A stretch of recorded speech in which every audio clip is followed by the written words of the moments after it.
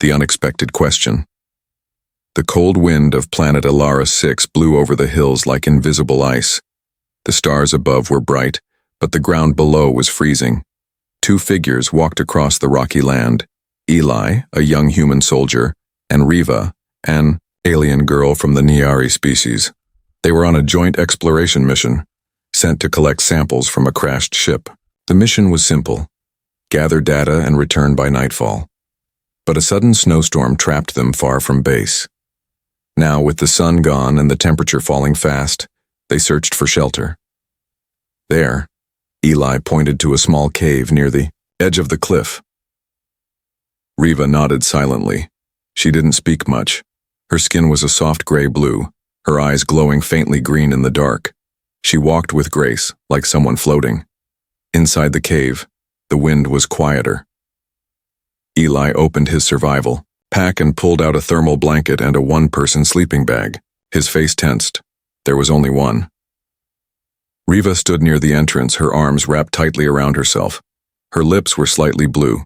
Eli lit a heat pod, placing it in the middle of the cave. "We'll be okay," he said, more to himself than to her. Riva said nothing. She stared at the fire, then at the sleeping bag, then at Eli. She spoke softly. Her voice was calm, quiet, and serious.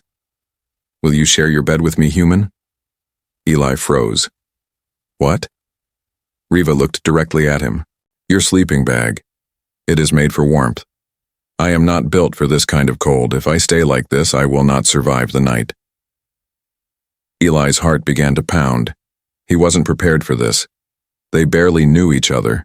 She was part of an alien race that avoided touch. And now, she was asking to share something so close, so human. I mean, are you sure?" he asked, unsure of what to say. "Yes," she replied. "This is not about desire. It is about survival."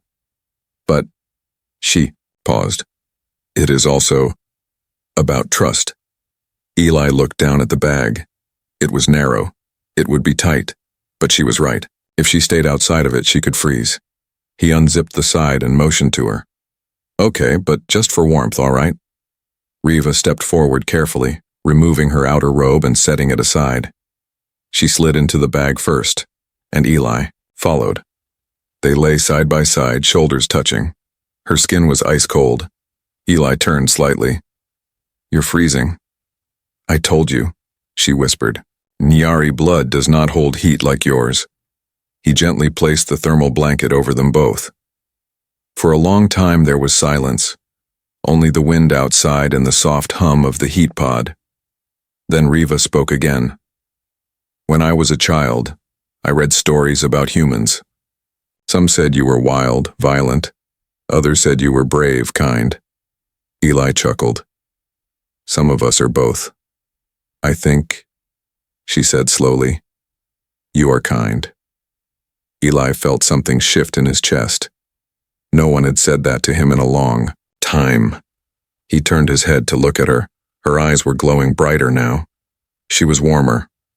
"I didn't expect this," he said. "Neither did I," she replied.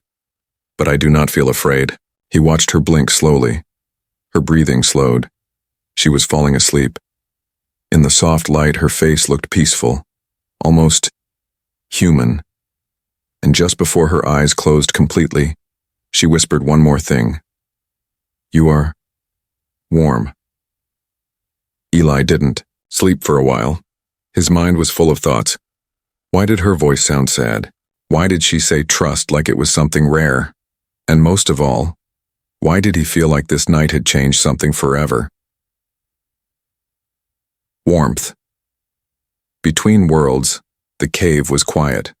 Outside, the storm still howled across the rocks, but inside the sleeping. Bag Eli and Riva lay close, sharing body heat. Hours passed and the night deepened. Eli didn't sleep much. His thoughts were full. About her. About the strange way this mission had turned into something different. He glanced at her face. Riva looked peaceful now. Her breathing was calm. Her skin had color again, no longer pale from the cold. He smiled a little. Just as he turned his head away, she opened her eyes. "You're still awake," she said softly. Eli nodded. "Couldn't sleep." "I didn't think humans worried so much," Riva whispered. "We do. Especially when things don't make sense." She tilted her head. "Does this not make sense to you?" Eli took a moment, then said, "Honestly, no. I never expected to share a sleeping bag with someone from another species and feel like it's the most normal thing in the world." Riva looked up at the roof of the cave. Her voice was low, thoughtful. "I was not supposed to feel anything. Nyari leaders tell us to silence our emotions. We are trained to stay distant," she paused. "But ever since I came here, near your people, near you, I've started to feel strange." Eli looked at her carefully. "Strange how?" "I feel warmth when I hear your voice. I feel light when you laugh. And tonight when you let me in." She touched her chest lightly. It felt like I was safe for the first time in years. Eli didn't know what to say. No one had ever spoken to him like this. Not even another human. "You don't need to be afraid of feelings," he said. "We're all built to care about someone." "But my people see that as weakness," she said. Eli shook his head. "Then they don't know what real strength is." A long silence followed, not heavy, just quiet and comfortable. Then Riva turned her face toward him. "I have something to tell you," she whispered. Eli nodded. "My mission here, it wasn't just exploration." "What do you mean?" "I was told to observe human behavior, to report if I saw signs of aggression or emotional bonding. If I found those signs, I was supposed to request memory suppression and return home." Eli's heart skipped. "Wait, you were spying on us?" Riva's voice was sharp. "No, not spying. Just watching. At first." She looked down. "But then I met you, and everything changed." Eli didn't pull away. He didn't yell. He simply asked, "And now?" "Now," Riva said quietly, "I don't want to go back. I don't want my memory erased. I don't want to forget what it feels like to be close to someone." Her fingers reached for his hand inside the sleeping bag. He didn't move away. Their hands touched, gently. "I never thought I'd say this," Eli whispered, "but I'm glad we got caught in this storm." "Me too," she replied. "Doesn't feel like just survival anymore, does it?" "No," she said. "It feels like something more." Suddenly, their wrist communicators buzzed. A signal blinked across both screens. "Recall order activated. Alien subject Riva, return to base." Immediately, Riva sat up straight. Her face went pale again. "No," she whispered. "They're going to take me back." Eli stared at the message. "No way. They can't just drag you back." "They can," she said. "They think I'm compromised. That, I felt too much. If they take me, they'll erase it all." Eli grabbed her hand. "Then we won't let them." She looked into his eyes. "Why are you helping me?" Eli smiled softly. "Because you trusted me, and because I feel it, too." The signal that shouldn't exist, the storm ended by morning. Soft sunlight touched the cave walls as Eli and Riva packed their gear in silence. The night had changed everything. The mission, the bond between them, and now, the fear of losing it all. As they walked back to the forward camp, Riva stayed close to Eli. Her expression was calm, but something in her eyes had changed, like she was saying goodbye without using words. Eli noticed it. "You're quiet," he said. She looked at him and forced a small smile. "I'm thinking." "About what?"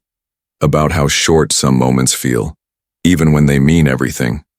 Back at the camp, the system lights were flashing red. The moment they stepped inside, a voice played over the speaker. "Recall order confirmed.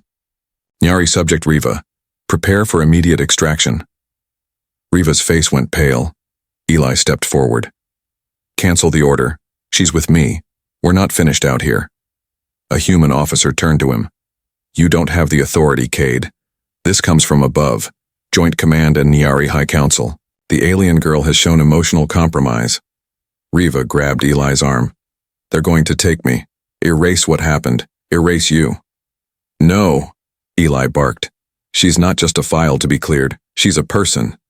The officer looked at him coldly. She's not yours to protect. A bright light filled the camp's landing bay. A small Nyari transport ship appeared, silent, silver, shaped like a tear. 4 masked guards stepped out. Riva stepped back, shaking her head. Don't want to go. Eli moved in front of her. You're not taking her. The lead guard raised a control device. She comes peacefully. Or we use force. Riva looked at Eli. Her hand trembled in his. Don't fight, she whispered. They'll hurt you. No, Eli said, voice low. They'll hurt us both. But Riva made her choice. She stepped forward. I'll go, she said, her voice breaking. But please, let me leave something behind. The guards nodded once. Riva turned to Eli one last time. She leaned close and pressed something into his palm. A small silver data crystal. I wanted more time, she whispered. But remember, we had this. Eli watched her step onto the ship. The doors closed. The ship lifted. And then, she was gone. That night, Eli sat alone in his tent. The camp was quiet. No one spoke to him. He was just another soldier again. But inside his hand was the crystal. He slid it into his communicator. A soft blue light filled the screen. Riva's face appeared. Her voice played, If you're seeing this, I've already been taken back. They will try to erase my mind, Eli. They believe emotion is weakness, but now I know they are wrong. I don't want to forget you, but if I do, promise me something. Don't forget me. Don't stop trying. Even if I forget everything, I want to remember you. Again. Somehow. Some way. That night, I didn't just share your bed. I shared my heart. The message ended. The screen went dark. Eli sat frozen for a long time. Then he stood up. He picked up his gear, grabbed his weapon, and walked out into the cold night. His voice was calm, determined. I'm coming for you, Riva. Chained light. The memory suppression facility floated above the icy planet of Nyara Prime like a silent shadow. It was made of crystal glass and metal, glowing faintly blue, far from public eyes. Only high officials and selected scientists were allowed inside. Inside one of the upper chambers, Riva sat in a white room. She didn't know how long she'd been there. Her head felt foggy. Her memories were slipping. Names, faces, warmth, all fading. A Nyari doctor stood in front of her. You are doing well, he said. Soon the confusion will stop. You will feel calm, empty, clean. But Riva didn't want to feel empty. Somewhere, deep inside her chest, a quiet fire still burned. A name echoed in her mind. Eli, but she didn't know why. Meanwhile, far across the system, Eli stood outside the base hangar on Earth's moon base. He had stolen an old scout ship, fast, small, and invisible to most sensors. He checked the coordinates Riva left in the crystal. They pointed to one location. Sector 9, Nyari orbit. He knew it was crazy. He knew it was forbidden. But he also knew one thing. He had to find her. He launched the ship and entered hyperspeed. Inside the memory facility, Riva stood in front of a glowing wall. The doctor guided her through the memory removal process. Repeat after me, he said. I do not remember. She opened her mouth. The words didn't come. I do not feel. Her lips trembled. I was never with the human. Suddenly, a flash, a campfire, a sleeping bag. A voice. Why are humans warm all the time? Riva gasped. She stepped back. The doctor frowned. She's resisting. He turned to the assistant. Prepare the full wipe. At the edge of the facility, alarms started flashing. A ship had entered unauthorized airspace. Inside, Eli wore a stolen Nyari mask and armor. He moved fast through the silent halls, holding a pulse blaster in one hand and the crystal in the other. He reached a sealed door. He pressed the crystal against the panel. To his surprise, it opened. Inside the room, Riva was strapped into a glowing chair. Machines blinked around her head. Her eyes were wide, confused. Eli ran forward. "Riva, it's me!" She blinked. Who are you?" Eli dropped his weapon. He took her hand, gently. "You asked me to share my bed. You told me I was warm. You said you didn't want to forget." She stared at him, shaking. Flashes of memory burst in her mind. The cold cave, the first touch, the last message. Her voice broke. "Eli!" The doctor shouted. "No! Stop the process!" But it was too late. Riva's bond mark glowed on her wrist, a golden light spreading across the room. The machine exploded. Power failed. The room went dark. Riva stood slowly. She looked at Eli. "I remember you." He smiled, eyes shining. "I never stopped trying." They ran through the halls, alarms screaming behind them. Guards followed, but Riva raised her hand, and a wave of pure energy knocked them all back. Eli looked at her with awe. "You can do that now?" She smiled. "Turns out, love is power." They reached the ship. As they took off, Nyari fighters followed, but Riva looked back only once. "I'm not afraid anymore," she said. The stars stretched ahead, and in the dark of space, two souls who should never have met flew together once, again. Fire inside her, the stolen ship moved fast through the dark sky. Eli sat in the pilot's chair, his hands shaking from the tension. Next to him, Riva stared out the window, quiet but alert. Her eyes glowed faintly, the color deeper than before. They were safe for now, but the entire galaxy was beginning to take notice. Eli checked the radar screen. No ships behind us yet, were clear. Riva nodded, but her hand gripped the side panel tightly. "Something's wrong," she said. "What do you mean?" "I feel something changing inside me. I've never felt this before. It's like light trapped under my skin." Eli looked at her. "That sounds like your bond power. Maybe breaking out of that facility unlocked it." She nodded slowly. "But it's strong. Too strong. What if I lose control?" Eli reached for her hand. "You won't. I'm here. We're in this together." They landed on a hidden moon in an abandoned Nyari outpost, an old stone building covered in vines and frost. Inside there was an old room with energy crystals and a healing pod. Riva sat cross-legged on the floor, trying to calm herself. Eli kept watch outside, scanning for signals. But what came through the radio was not what he expected. A voice. "This is Commander Tyro. The fugitive alien girl and the human are to be captured alive. Do not harm the princess." Eli froze. "Princess?" He rushed inside. "Riva, you didn't tell me." She looked up. "I didn't want you to treat me differently. Back on Nyara, I'm royalty, but I never felt like one. They only wanted to use me, control me." Eli knelt beside her. "I don't care who you were. I only care about who you are, with me." Suddenly, the building shook. A ship was landing nearby. Eli grabbed his blaster. "Stay behind me." "No," Riva said firmly, standing. "I need to do this." 3 soldiers burst into the room, weapons raised. Before Eli could fire, Riva stepped forward. She raised her hand. Her bond mark glowed white gold. A wave of pure firelight exploded from her body, knocking the soldiers into the walls. Their weapons melted. Their armor cracked. Eli stared at her, stunned. "Riva, that was..." She looked at her hands, glowing with power. "I didn't even try. It just happened." They escaped the moon and re-entered orbit. Now every government, Earth, Nyari, and more knew.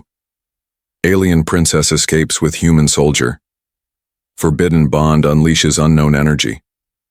Are humans now a danger to galactic order? Eli looked at the reports. "They're scared of us." "No," Riva said. They're scared of change.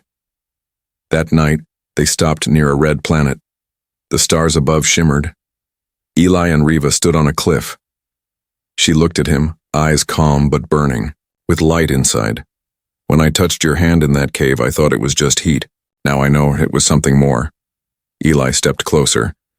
And when you asked to share my bed, I didn't know I was saying yes to sharing my life. They didn't kiss. They didn't need to. They stood there, two lights in the dark, and held on to what the galaxy wanted to break. Trial among stars, the grand hall of the Galactic Peace Council floated high above a glowing blue planet. It was where major decisions were made. Wars had been ended here. Laws had been written here. Now two figures stood at the center, Riva, the alien princess, and Eli, the human soldier. Thousands of eyes watched them from the circular seats above. Generals, rulers, scientists, ambassadors. Each species had a seat. Each had an opinion. At the center, behind a crystal desk, sat the lead judge, High Speaker Zareth, a being of light and steel. You two have shaken every law, Zareth said. A princess bonding with a human. Power that no one understands. Are you a danger? Eli spoke first. No, sir. We're not a danger. We're a reminder. A reminder of what? Asked a cold voice from the Nyari side. That bonds are not decided by rules. They happen because people trust each other, because they share truth. Whispers filled the chamber. Riva stepped forward. When I was young, I was taught that emotions were weak, but they lied to us. I was strongest when I felt something real. I remembered who I was when I let myself feel love. A general from Earth stood. But what happens if that power is used in war? You burned soldiers with light. I didn't mean to, Riva said. But if I must choose between silence and saving someone I love, I will always choose love. Eli turned to the whole chamber. I didn't plan to meet her. I didn't plan to care. But one night, trapped in the cold, she asked to share my sleeping bag. And in that moment, she became more than just a mission. He raised his hand and showed the small data crystal. This is what she gave me when they took her. Not a weapon, not a warning, a memory. He pressed a button. Riva's recorded voice echoed through the hall. Don't forget me. Even if they take everything, let me remember you again. Let our bond survive. Silence filled the room. Even the coldest judges looked moved. Then the High Speaker spoke. Do you understand what you've done? Eli nodded. Yes, we broke rules. But we reminded you that even in space, even between species, the heart still chooses. A Nyari elder stood. If we allow this bond, it will open the door for more, human and alien, choosing each other. Riva raised her chin, then let the door open. After hours of silence and private talks, the verdict was delivered. The High Speaker stood. We do not understand this bond, but we cannot deny it either. You two have proven that connection is stronger than fear. He looked at the council. By vote, the bond stands. They are free. Gasps, tears, cheers from some, silence from others. But it was done. Eli turned to Riva and smiled. You're free. No, she said, taking his hand. We're free. Later that evening, the stars outside the council hall looked brighter. Riva sat beside Eli in the small garden of the sky station. You stood in front of the galaxy, she said softly. You gave me a reason to. He answered. She leaned her head on his shoulder. We shared a sleeping bag once, she said with a smile. And now, he asked, we're sharing the stars. Only memory that matters. 2 months had passed since the trial. The galaxy was slowly changing. New meetings were happening between humans and Nyari. Other alien races began asking questions, not about war, but about peace. For the first time, in years, hope traveled faster than fear. At the center of it all were Eli and Riva. They stayed on Unity Station, a peaceful space outpost made for interspecies cooperation. It floated between Earth and Nyara like a bridge between two worlds. Riva walked through the open gardens, her hands gently brushing soft glowing leaves. Birds from Earth flew beside creatures from Nayari skies. Everything felt strange but beautiful. She found Eli near the water dome, sitting with his boots off, feet in the cool stream. She sat beside him. They want to name the new peace plan after us, she said. Eli raised an eyebrow. Really, what's it called? The Shared Blanket Accord. He laughed. Of course, because of that night. Riva smiled. That night changed the galaxy. They sat quietly for a while. Then Riva said, "Sometimes I think about what would have happened if you had said no, if you had refused to share that sleeping bag." "I wouldn't be here," Eli said. "And neither would this future." She turned her face toward him. "Are you happy?" He looked into her eyes. "I'm home." That evening, they were called to speak at the Unity Hall. The room was full of leaders, soldiers, scientists, and children, watching with wide eyes. Eli stepped forward and said, "I was just a soldier. I followed orders.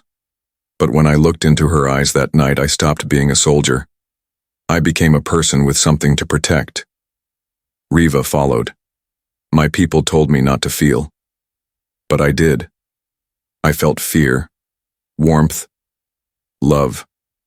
And in that love, I found strength. I found me." They spoke together. It wasn't a weapon that changed the galaxy. It was a moment of kindness, a choice to share warmth. Later that night, back in their quarters, Eli brought out something small from a drawer, a small silver ring, simple, smooth, glowing softly. Riva's eyes widened. "You don't have to." "I know," Eli said, "but I want to." He didn't kneel. He just held out his hand. "From the night you trusted me to this one, will you share the rest of your stars with me?" She placed her hand in his. "Yes, always." Somewhere across the stars, people watched their story and wondered if maybe love could happen for them too. It started with a question. It ended with a bond that no power could erase. The only memory that mattered was the one they made together.